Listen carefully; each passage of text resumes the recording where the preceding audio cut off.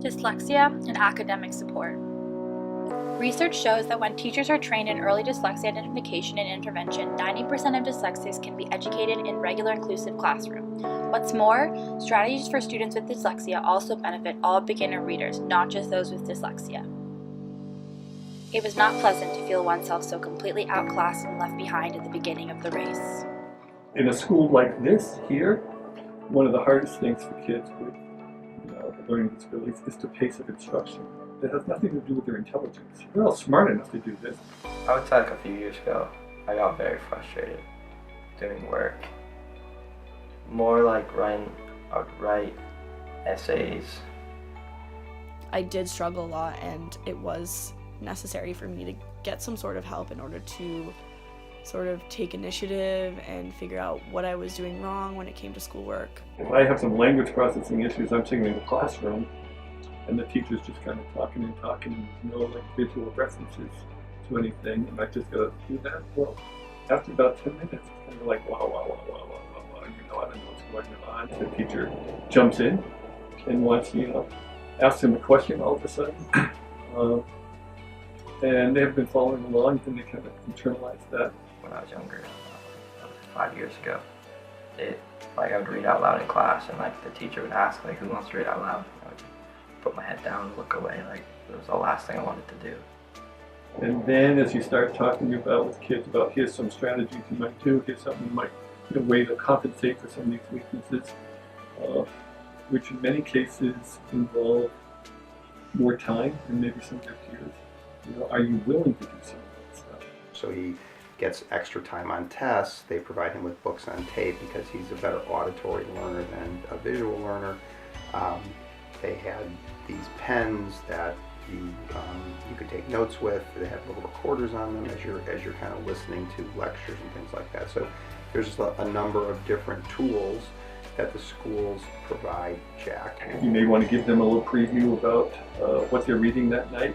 Give them a purpose for reading to help focus their attention on that. In some cases, maybe give them something else to read that may explain it better than maybe the textbook that they're doing. But it really depends on how bad is, how challenged is the kid around the acquisition of reading, with reading and such like that. But it's how you learn and what you have to do to learn in whatever environment you're in. And through that careful, close analysis and reading of assignments and things, I was able to figure out how I needed to learn, how I needed to study in order to be successful in school. Most schools want kids to be successful. In the States, every school, by law, if you take $1 from the federal government, every school by law, I think not every school does, they have a part of the school which is services for students with disabilities. Within that, underneath that umbrella, are physical disabilities, mobility disabilities, psychological disabilities, learning disabilities, ADHD. Like all our other kids, it's been, it's just sort of been educating on the process and thinking about schools, and it was a great school for him, a school that's going to be able to provide him the support, so maybe a school with smaller classes, so he'll have more one-on-one time with teachers and things like that. You still have a standard of what you hope the student will demonstrate and understand and come to learn, but there may be different pathways to get there. Shift the way that I use the skills that I have in order to do well in school, and eventually I was doing great. I was getting all A's. I was really confident and successful, but it took me a while. She'd go home, she'd come back and say, it took me forever to read this, or I'm not going to read this, and she figured out how to work with text in a way so that she didn't have to always read every word.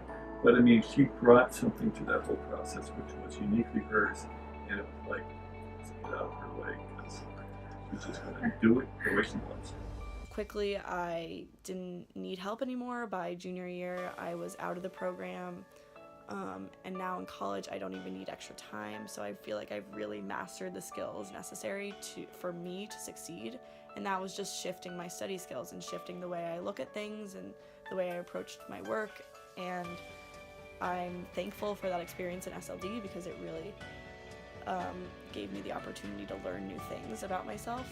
How you give them an opportunity to feel good about themselves because they do understand something, and maybe it's not in the most well-crafted essay, but there is something I've done in addition to show that I understand what you want me to know, and I am going to continue to try to build my language skills and my writing skills, because I know that's important too.